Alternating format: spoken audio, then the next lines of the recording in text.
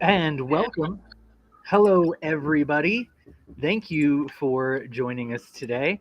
This is Inclusive Agile Presents, and we are talking about suicide prevention. So, quick trigger warning, which we will keep at the bottom as well. This will be a heavy subject.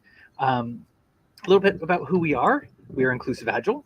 We're a nonprofit consulting company bringing inclusion to the world of Agile. We teach Agilists to incorporate inclusion into their team's daily practice. We believe everyone deserves a safe space to do their best work, and psychological safety is the vision, and the path to success is Agile. Inclusion is not HR's problem, it's a whole company solution. I'm Dee. My gender pronouns are they and them.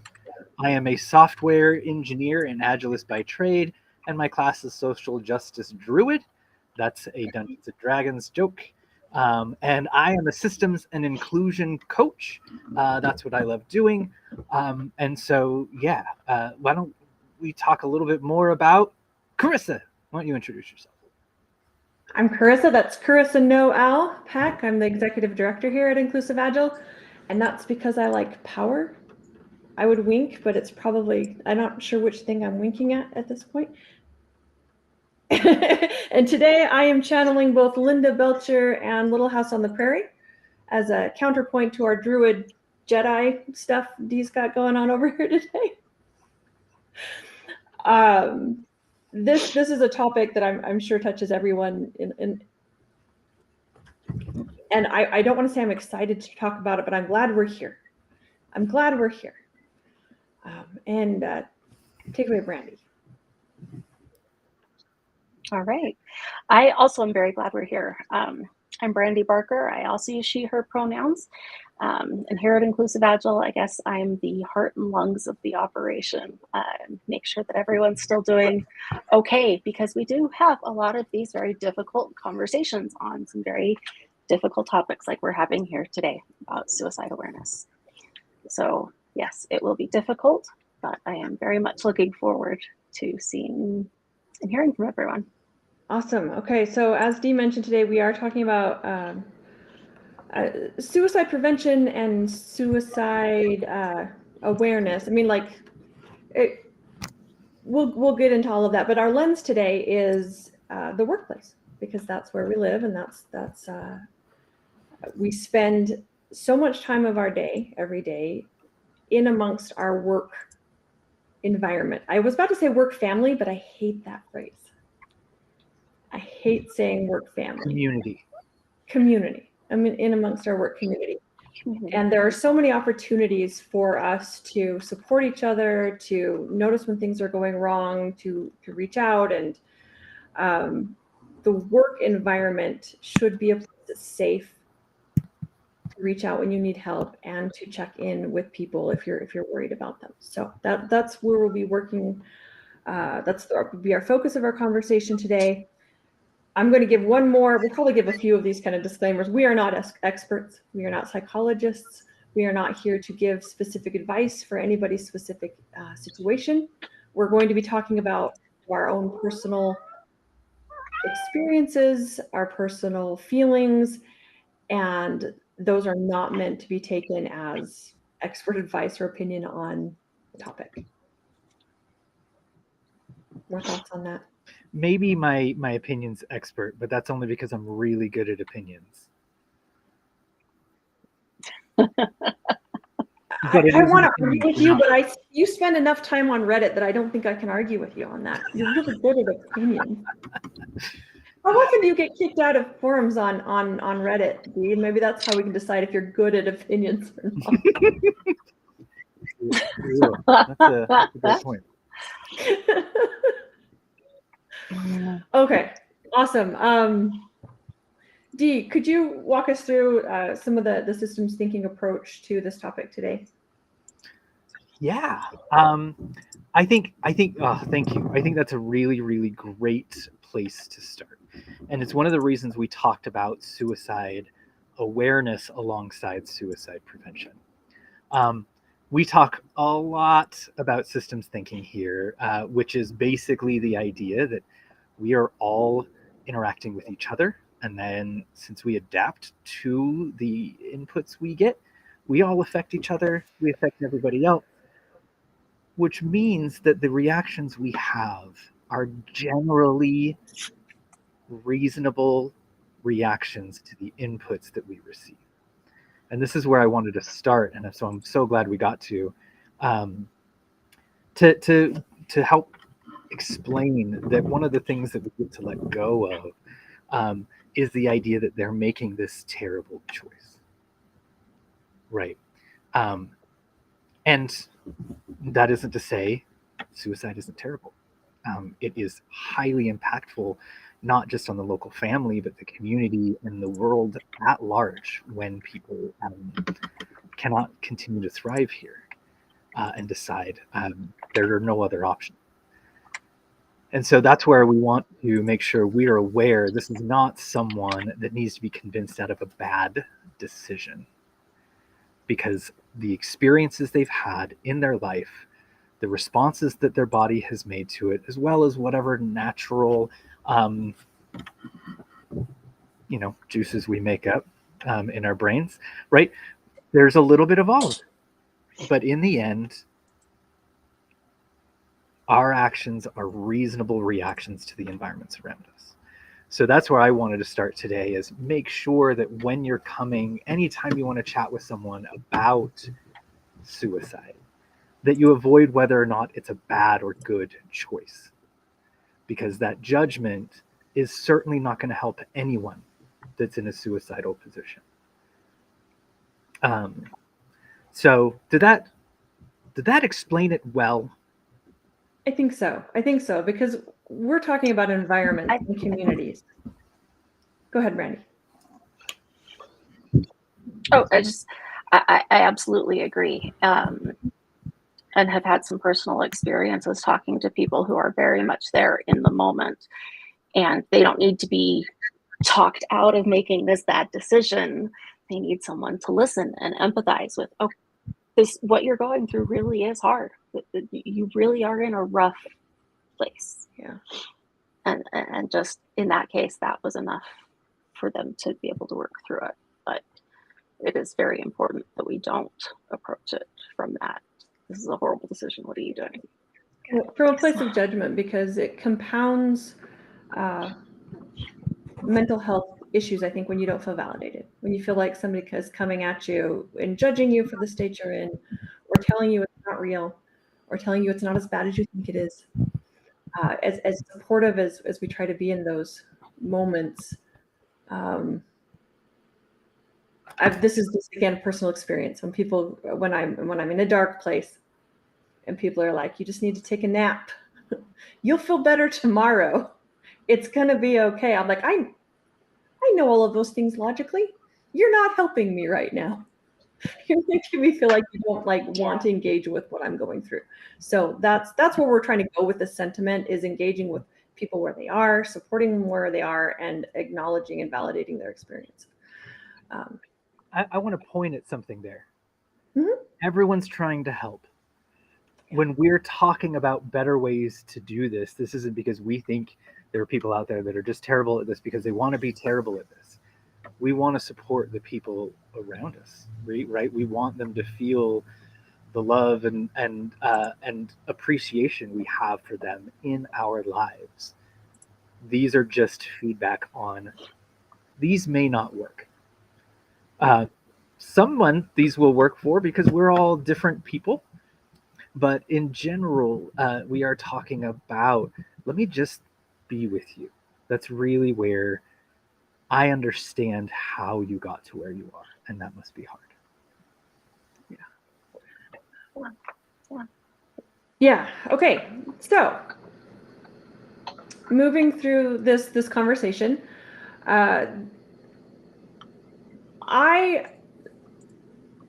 we talked about this beforehand, and I'm gonna like call a little bit of an audible here about whether or not each of us individually want to talk about personal experiences with this. So I was going to ask if any of the panelists, are we panelists today? Is that what we are? I think that's what we are. Would like to talk about individual personal experiences with yourself or with loved ones, The part where I'm kind of changing my mind is I'm personally not going to share unless there's a specific thing later. So I'm backing out just a little bit, but we'll see where we get. This is a safe space. All of us don't even have to talk about our experiences if we do not want to. I do maybe approach Brett. Brett commented maybe approach is less. This is a bad choice when talking about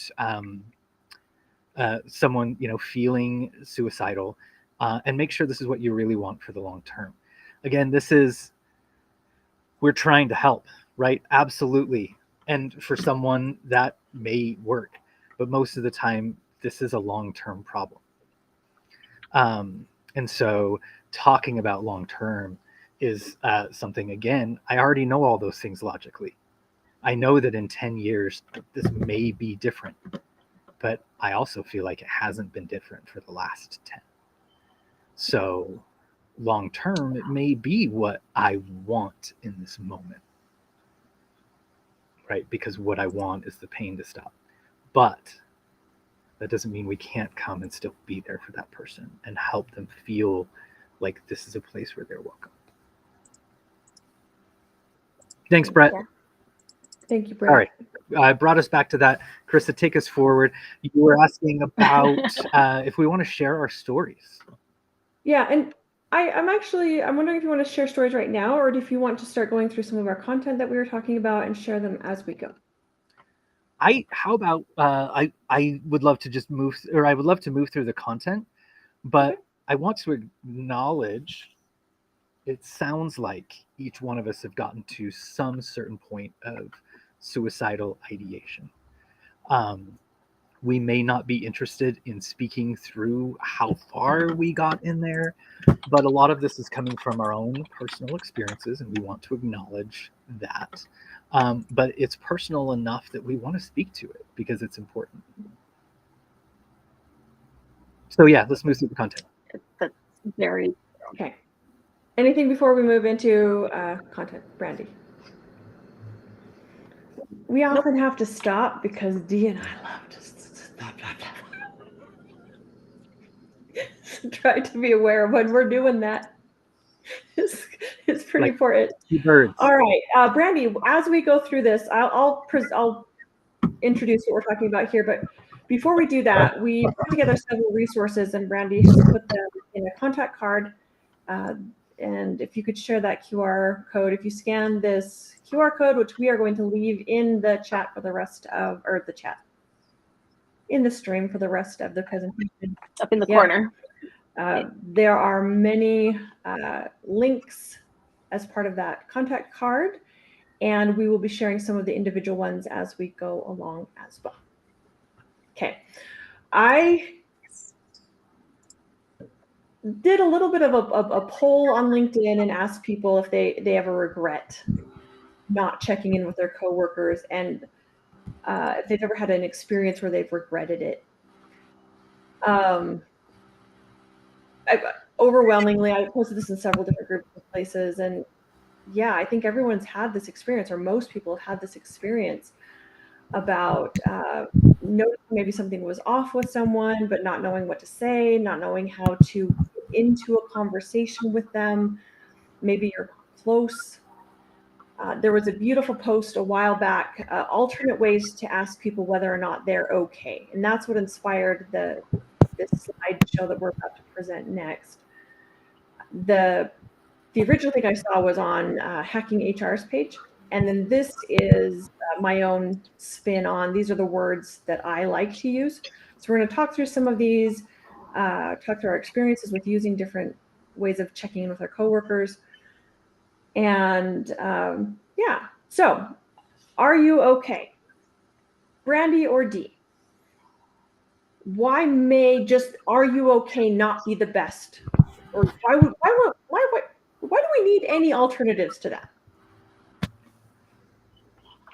Because "are you okay" is asked in some minor variations almost every day.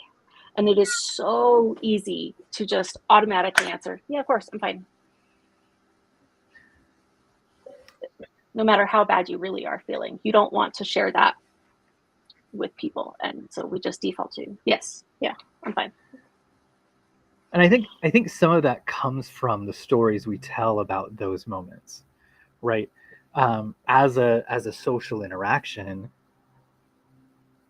we both have agreed that I'm not actually probably asking you how you're doing. You know, are you okay? Oh, did I bump into you? Are you okay? I'm not actually asking how you're doing.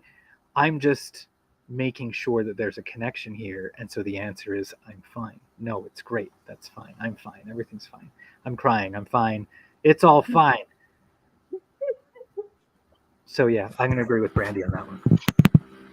Yeah, there's one other layer here I'd like to mention too, and it's probably a me thing, but we spend so much of our time trying to mask that when somebody says, "Are you okay?" I'm like, "Shoot, how do they know I'm not okay?" And I almost get a little bit like defensive when somebody, depending on who Yeah, it is and the absolutely. situation and everything, but that can even bring up a defensive shield when somebody asks if I'm okay. I I love that you brought this up, because I think there's something in there about also respecting people's vulnerability. I may not be interested Yeah. in being vulnerable with you right now, and you've asked me a question that I either get to lie to you or be forced to be vulnerable with you, or say no, leave me alone, and be called an asshole because I am. It's true. We have another wonderful comment from Brett that falls right in here.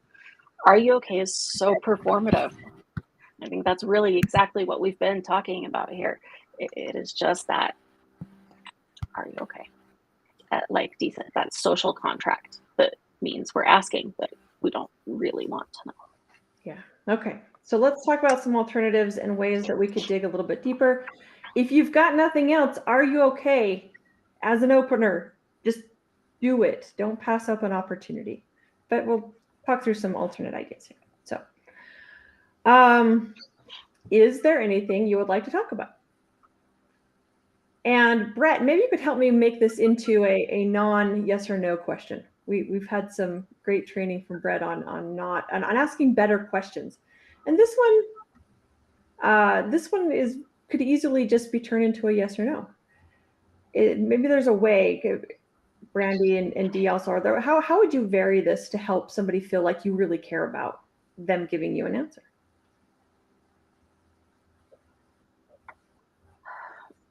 I think you're right. This, as it's stated here, is a very closed yes or no question.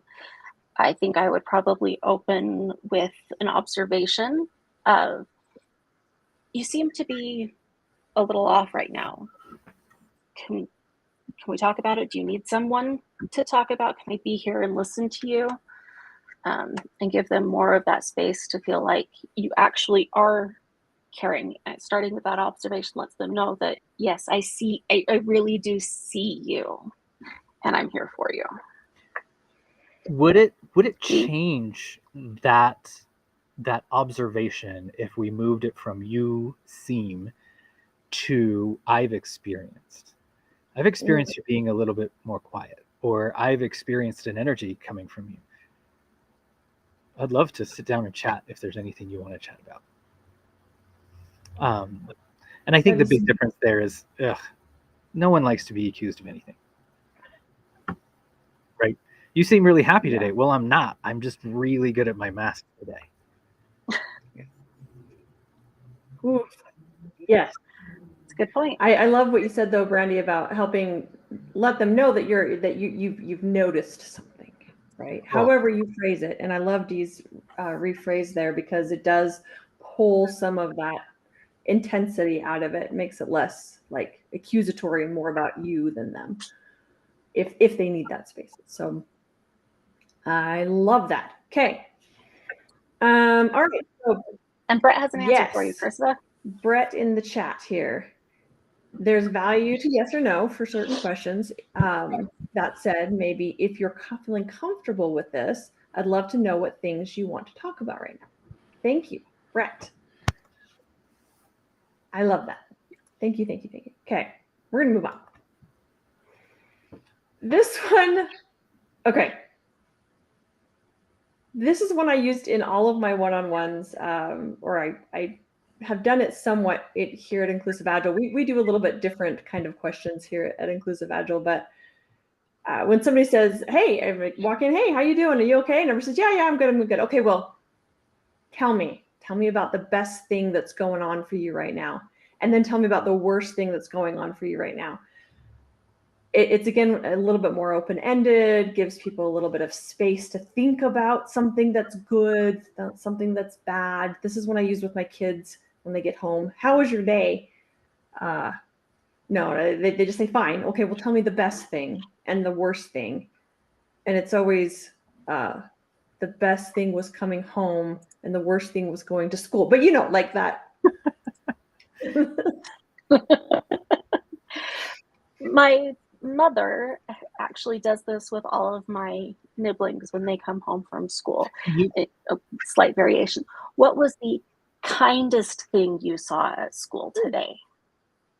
And it really makes them think about not only what they've experienced, but how they're treating other people and how that affects the other kids around them. And I like that's not what's the kindest thing you did, as in you need to be in a position to be kind every day, because we can't be, right? We have feelings, and sometimes those feelings lash out at the people around us. We can be responsible for them, but we can't expect ourselves to always be constantly kind. We don't have the energy for it. I love this. And what I also like about this, especially in the beginning of a one-on-one or the beginning of some space, is sometimes people are so preoccupied with a thing that they're thinking about that they don't realize they're preoccupied with thinking about it, right? What's the thing that's actually on your mind right now as you enter this space? Being able to acknowledge whatever you're passively arguing with yourself about and go, okay, actually, yeah, let me talk about that. And now it's out. I stop thinking about it and I can focus in this space. But it also gets me to go, ooh, I actually should probably think about this. So I love it. Love it. A variation of this that I used when teaching classes, and often with young children, is tell me one fun thing about your week. I'd use this with my employees too, but one fun thing about your week, just to give people a way to just connect about something that you're excited about, something that's coming up, something that's happened. Extra layer of connection. And even if they don't seem off and you're not really asking, are you okay? Asking these things repeatedly builds those little moments of connection so that when they're not okay, you've created this space for them to come in and talk to you and feel a little bit more safe in doing so. So that was a point we didn't make earlier that I'd like to make now, that asking people about how they are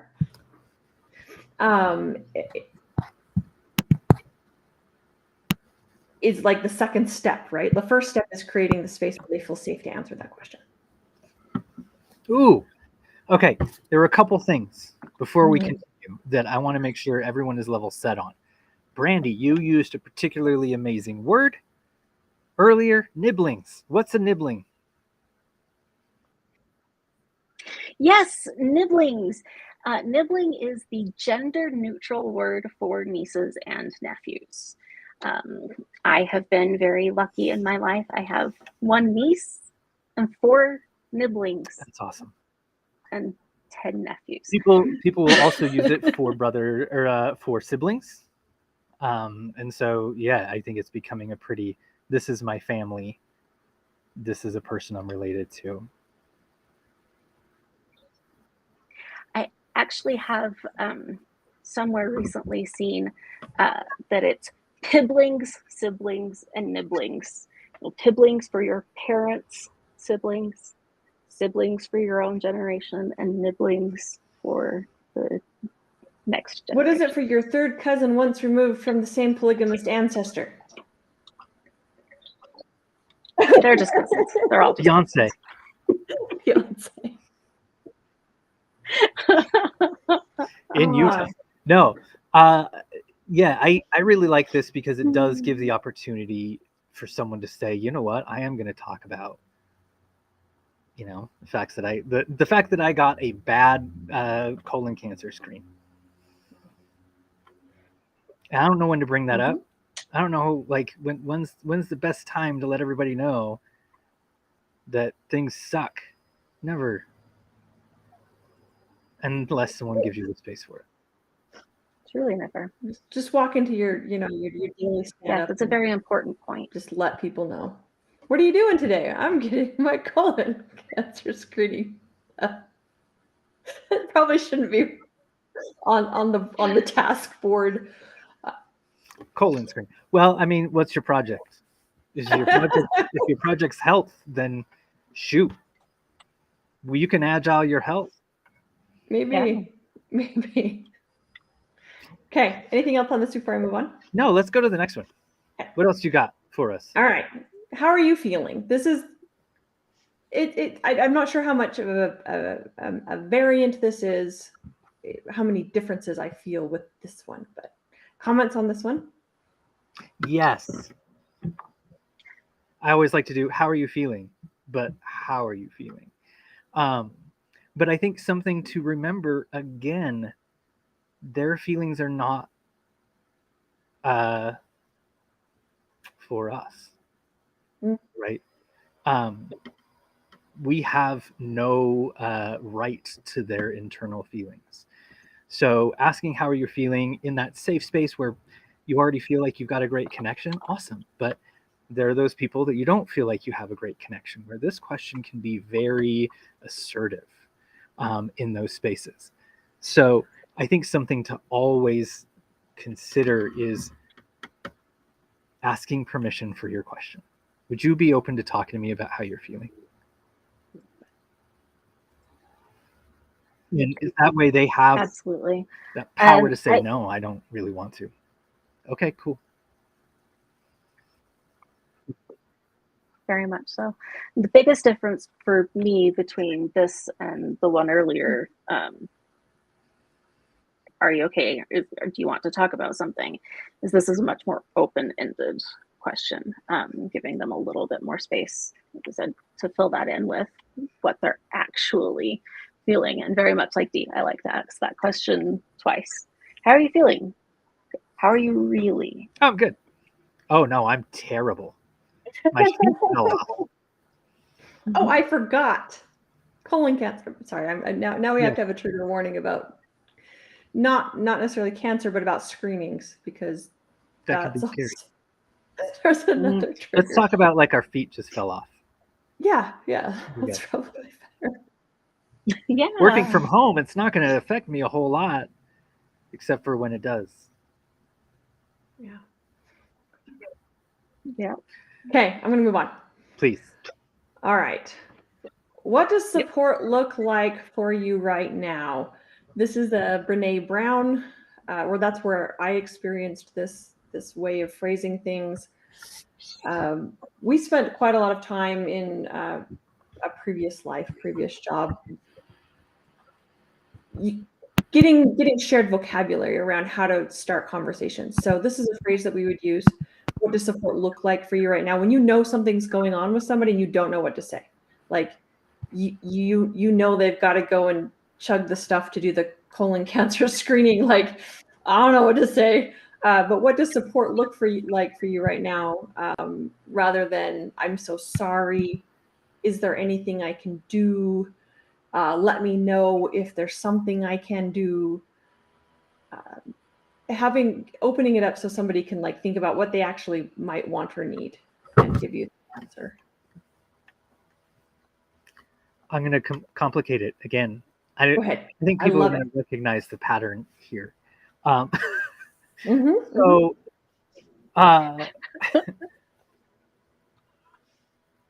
something to remember again. Yes, it is so important for us to create connections with our, people around us and to be there for them. But it's more important to protect our boundaries, because if we can't protect our boundaries, we can't actually be a whole person supporting that other person. So be ready for someone to ask you for something that you literally cannot give them. This is what support would look like for me. I don't have the spoons. if you're into spoon theory, I don't have the energy, I don't have the time, I'm not qualified enough, are all perfectly good examples when followed by let's look for someone. Right? Let's do something together. Because now they've connected you to what support looks like. You know that, well, for me, I would always recognize when I got down enough that I needed help. But it took me a lot longer to ask for help than when I realized it. And so, if someone gives me the opportunity to ask for help, God, I want some help. Even if you can't give it to me, help me find someone that can. I love that. But respect your That's boundaries. fantastic.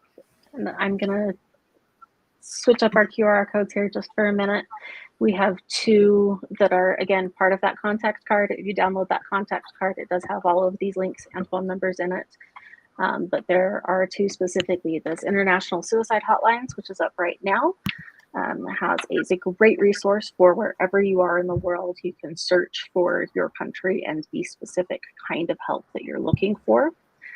Also, there's helpguide.org. It has a listing, again, by country and by the type of help you're looking for. And they do have some different resources from the other International Suicide Hotline link. So, yeah. Scan those. They're great for... Scan them.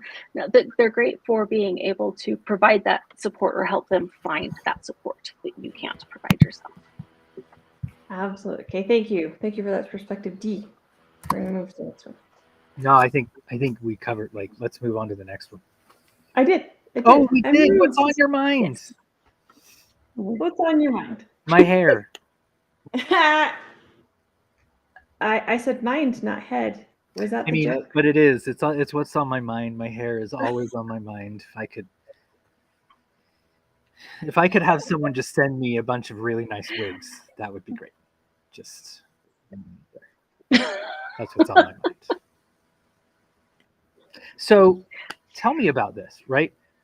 Have either of you said this and gotten more traction on how they're actually feeling than when you say things like, "Are you okay?" Absolutely. This is one specifically that also has potential for some difficulty with neurodiverse individuals that I've asked this question before. A lot of times the response I've received has been, there's so much going on in my mind. Where do you want me to start? I don't know where to start, how to even begin. And trying to be able to narrow that down can take some time, but it does open up that space, providing some level of safety, letting them know that you have noticed. Even if you have to talk them through figuring out what's on their mind. Have either of you had issues with pervasive negative thoughts, right? Ruminating on things. This has felt like the easiest way for someone to help me stop ruminating. I don't even realize I'm doing it, but I'm off in some other world while the rest of the world is happening around me. And then my partner will say, "Hey, what's on your mind? What are you thinking about?" And I'll go, "Oh my gosh, I have been working for the last half hour, right? I've been processing this problem and putting things together. And it's been in the way of me doing something else." Now that's just a personal, when I'm not paying attention where I want to be. But I know it's also helped on my negative self-talk about my body, or my hair, or whatever it is. It's a really great way for someone to then take the time to organize their thoughts enough to tell people, which sometimes can be really, really nice. Yeah, absolutely. All right, we have a thought from Brett on this one.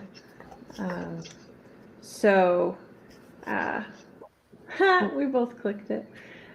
From Brett, I use what's on your mind all the time in one-on-one meetings. I find that it allows a very open and safe way for people to express things. It also helps direct the conversation and help people talk about the things that are looping in their head. I'm with Brandy on this, though, that what's on my mind might be just completely stupid for the conversation, but then maybe I get a chance to say whether or not I'm thinking about platypuses or the episode of Ahsoka from last night, or how I should have said the different thing in third grade to that one girl on the playground. Like, it's generally something. Yeah, whatever it takes to get you talking and thinking about it, right?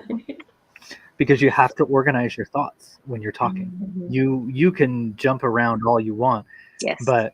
and we have ADHD. We go off on tangents. I think this is actually one right now, right? We bounce all over, but this is still way more calm than our mind. Correct. Way more Yeah. calm than our mind. That's an interesting point that we haven't talked about here in this call yet, is that different brains will interact with these questions differently. I have a friend who is neurodivergent, somewhere on a spectrum somewhere. They're not diagnosed, but like, you ask them what's on your mind, and the answer is always nothing. I am thinking about nothing right now. There are no thoughts in my mind. Which can't be true, because this person is constantly coming up with all sorts of thoughts and opinions and things all the time.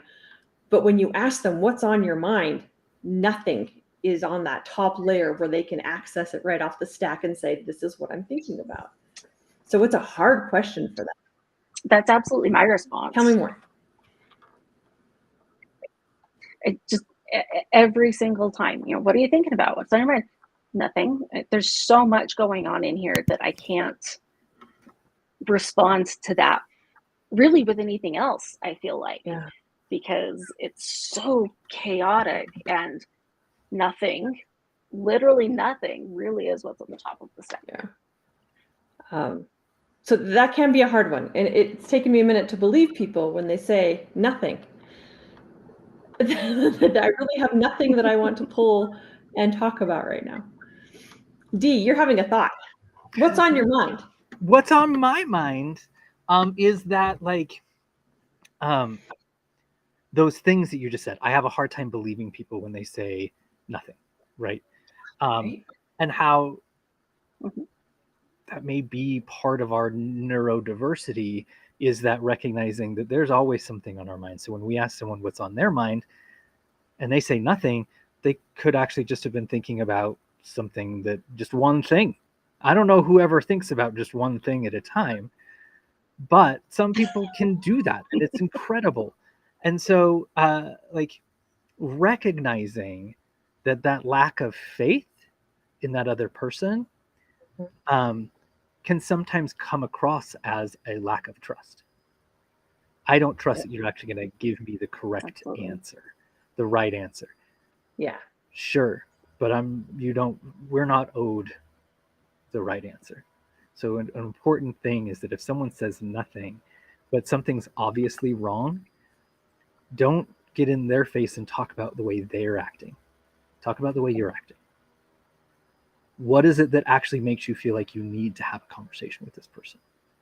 Right? Because if they're answering nothing and you don't need to have a conversation with this person, don't. Let them leave. Let them live.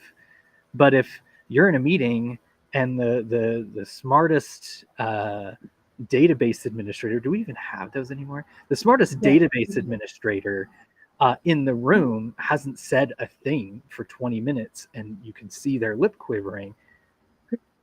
You go, hey, what's on your mind?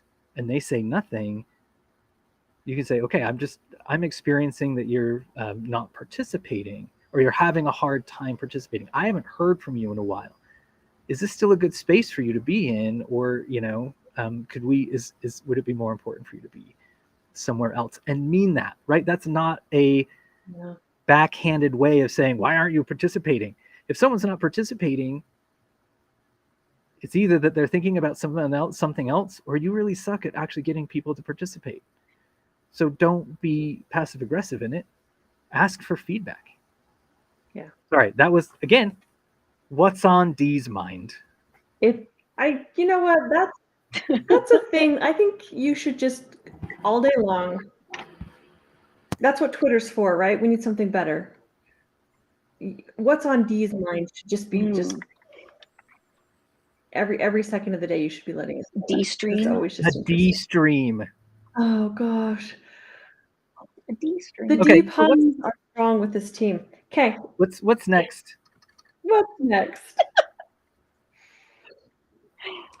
Want to talk? Talk. When I was little, very, very little, like probably from the time I was about 4 or 5, and we had bunk beds, me and my sister. And it would be dark and we'd be falling asleep, and one or the other of us would say, "Hey, you want to talk?"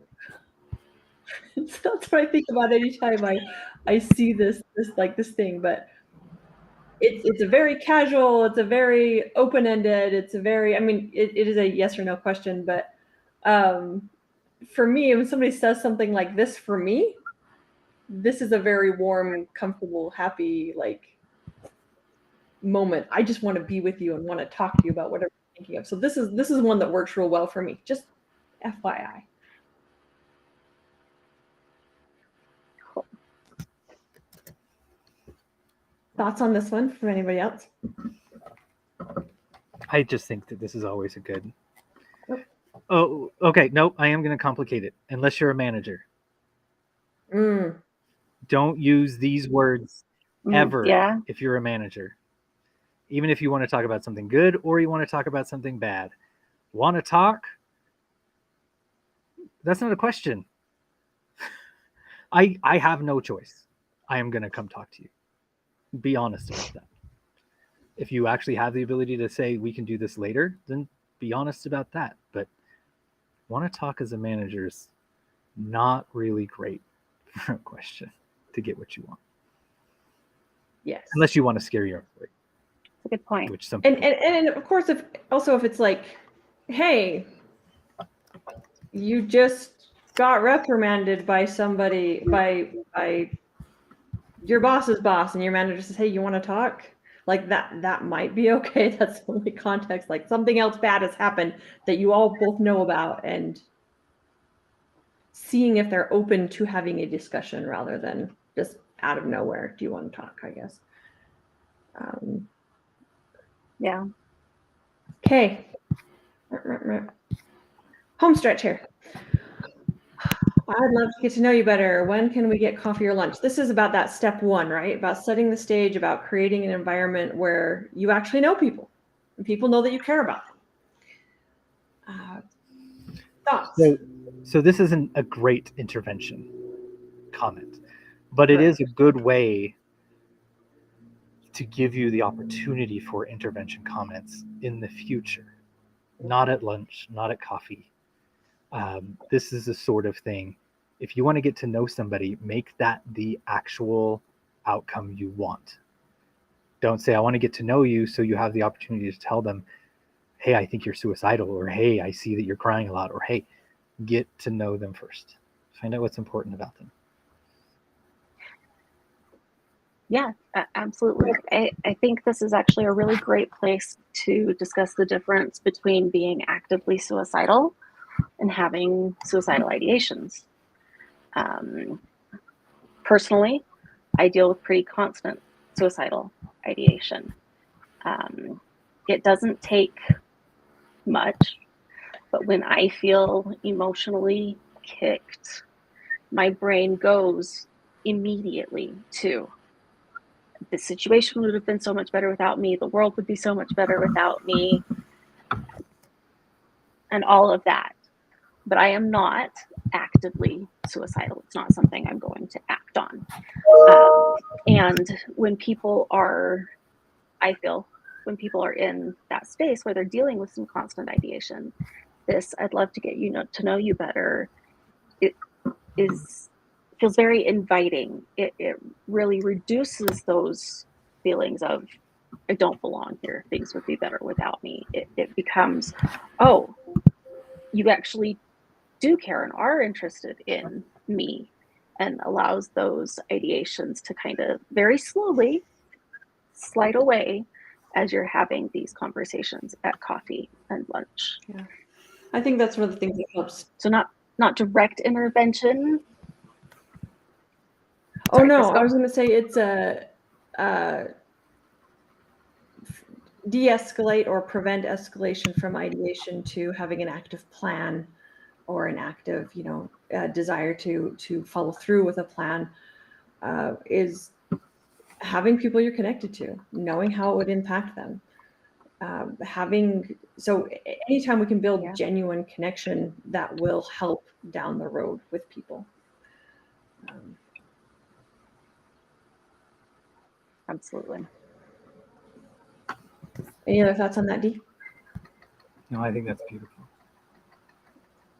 All right, last one of these, and we're about at the end of our time here. I think we'll finish off with these and then see if we have any comments or questions and wrap this up. So this one's very work focused and digging into somebody, how things are actually going for them. This, again, maybe this is a manager versus peer kind of like conversation. There's different connotation here. There's different layers of judgment you would feel. The idea behind this one is trying to help find ways to reduce someone's stress, but not make it seem like you think they're incompetent.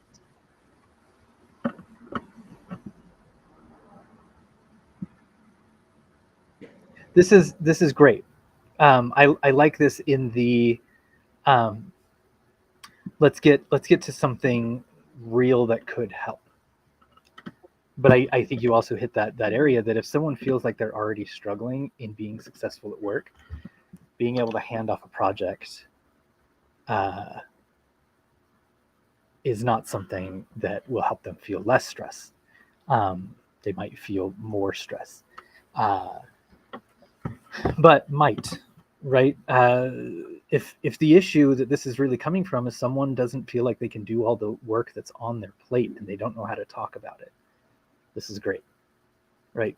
And I bring that up because a lot of times we talk about suicidality.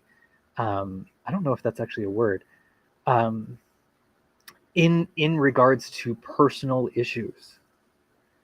But it turns out that our mental health is more affected by our immediate boss than our intimate partner or our family or our church. We are more likely to be affected by our immediate boss. And so things like this can help recognize we actually traumatize our employees. And none of us are trying to. They're just working within the system that we have, which is kind of traumatic. Helping create that human connection and saying, look, your ability to thrive is more important than this project getting done is important. It just is. But what happens if you don't do it? And how do we solve for that? Right? Help that person become part of the actual problem solving for handing that thing off. I love that. This is a hard one for me because I never want to say yes. Here's the thing.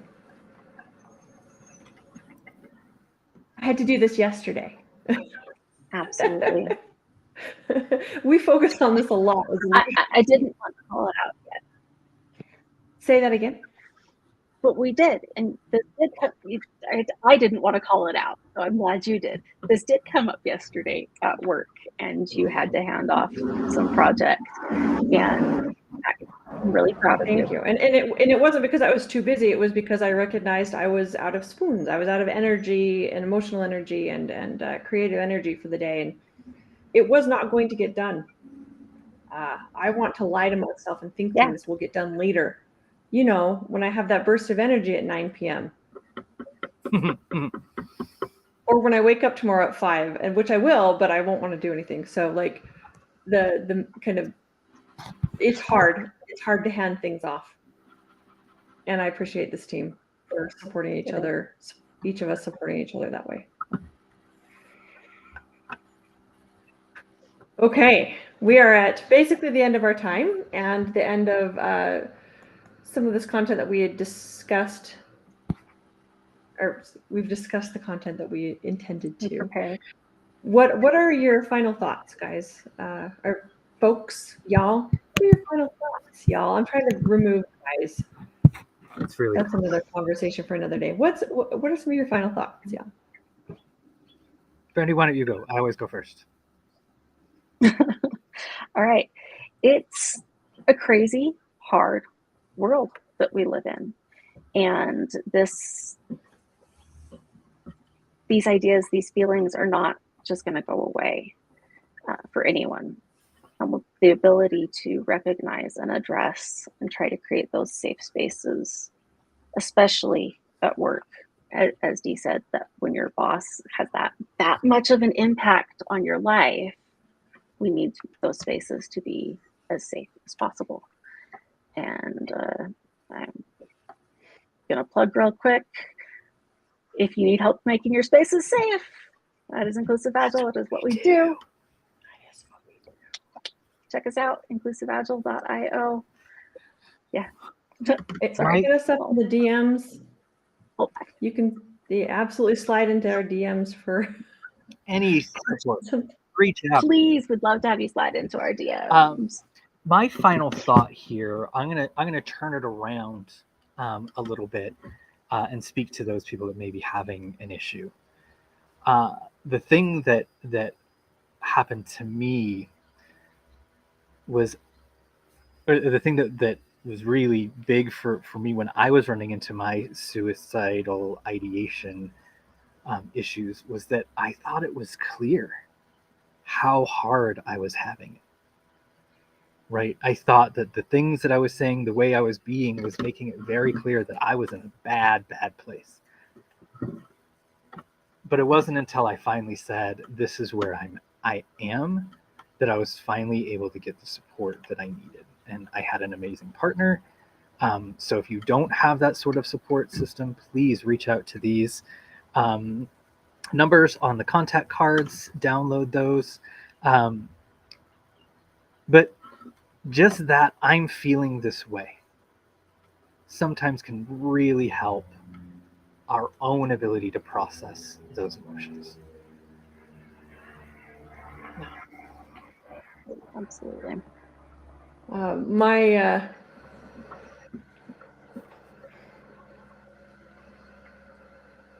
This week I also posted a thing about having a best friend at work.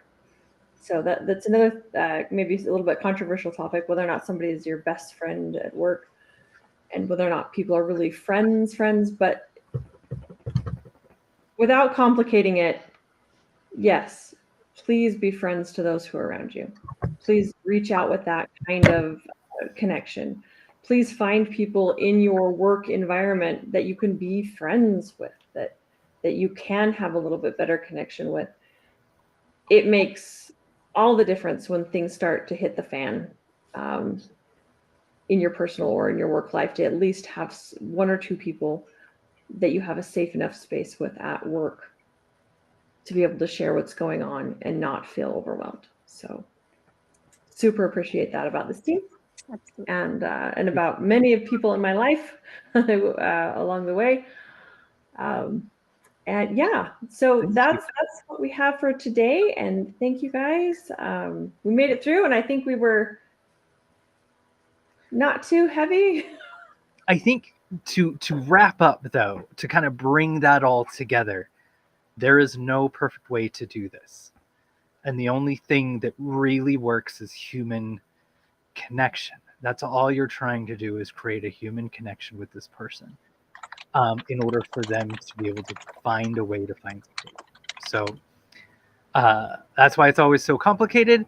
But if you have someone in your life that you're struggling with, please call those numbers. If you yourself are struggling, please call those numbers.